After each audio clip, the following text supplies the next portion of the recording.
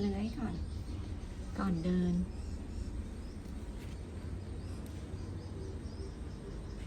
อะแนวเวลาน้อยมืดแล้วปะลุกแล้วกันปะเร็วๆจะนอนนี่เลยเหรอเสียงอะไรเร็ว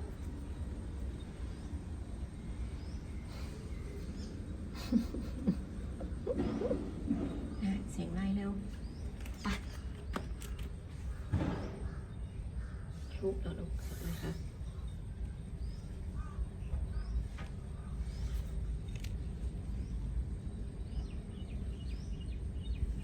ไถอีก